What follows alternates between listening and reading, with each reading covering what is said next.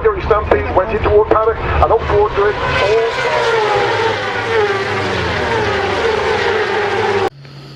As you can see, we are in the middle of the Suffolk countryside. Crowfield is that way. The church we're going to go to is through here where the graveyard is, to see the grave of this person. So when I get there, I'll bring you back. Right, we're at All Saints Crowfield. We'll make our way up there. There's a little thing I want to show you before we get there. Try not to breathe too much. Now, this is a fascinating place. We've been here once before with Suffolk Spooks. But if you can see here, this moat coming through here, this is moat that went round a medieval house. So the moat was like the fence, and it runs around the house. It's not there anymore, and you can't see too much because of the bushes, but it was on the island there. So that's interesting if you come here. There's a little bit of a gate here, I think. Have a look. All private. This must go over the moat, and the house would have been situated in front of you there. Long gone now, but yeah, it must have been an impressive place in medieval times.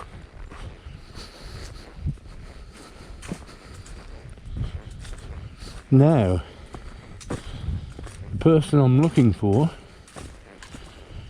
was one good comedian, very good writer, very good actor with a long career. You can see how it's built up there, and you would have had a big house there. Very impressive. And this is the fairy tale church. I can remember this well from Suffolk Spooks.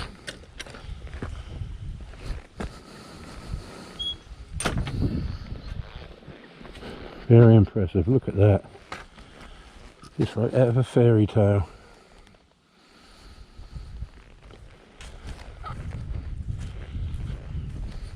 Yeah, I think the person we're looking for is buried down here.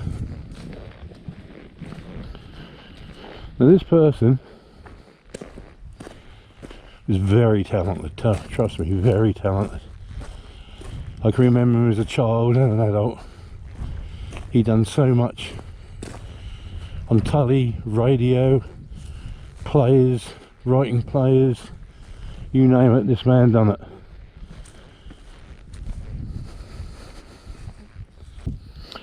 Right, I have actually found the grave I was looking for. It's this one here, and it's the grave of Roy Hudd.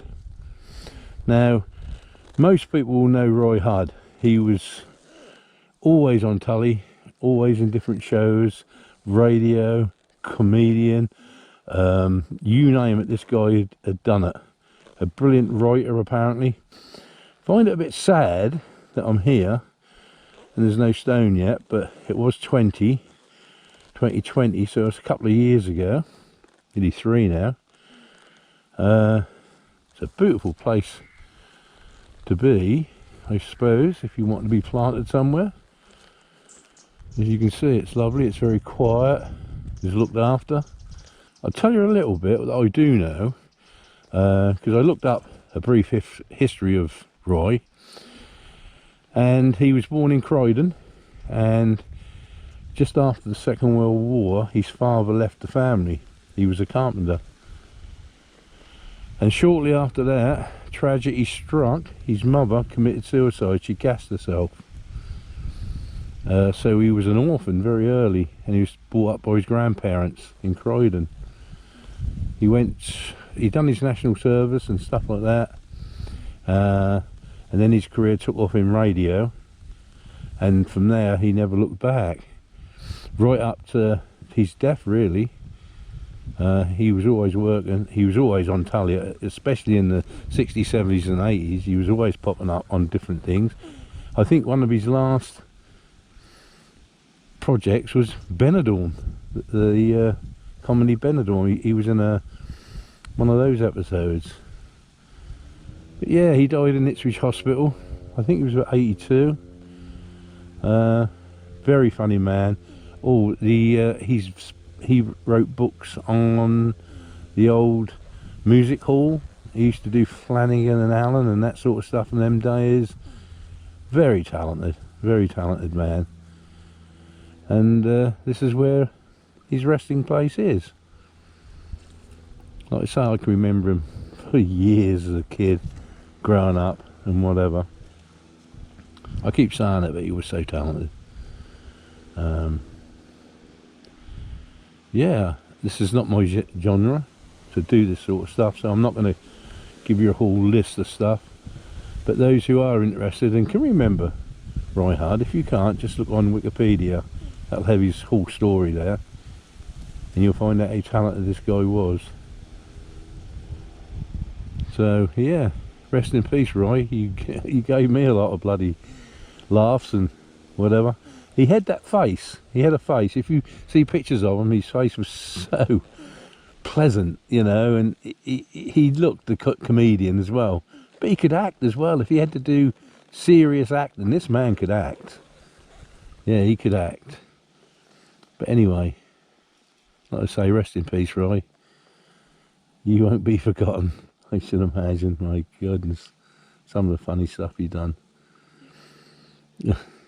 Right, thank you. Right, going to make it back to the bottom. Well, I'm not. I'm going to have a little vape over here. A little vape on the old bench here. Then I'll be back to you. Well, we'll be leaving now. This beautiful church. If you go on Suffolk Spooks, you'll see that was our very first investigation we done here, to see if we could sort of work it all out and do it. I can remember it well. A couple of years ago now, in the lockdown. I can remember sitting on the old seat here, the old throne. I have to sit on this again, I think, where I live.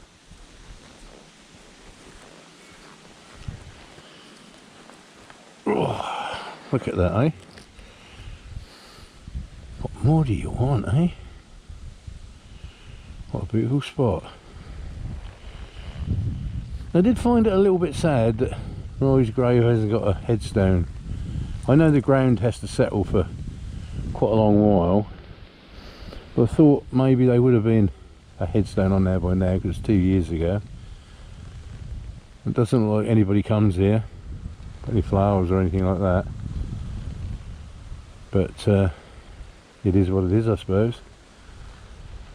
But you couldn't pick a better spot, I don't think, to rest in peace than this little graveyard. Such a beautiful place, really tucked away in the middle of nowhere. Even though I'd been here before, it took me quite a while to find it again. I've been riding around for quite a while. Yep, let's get back to the bike.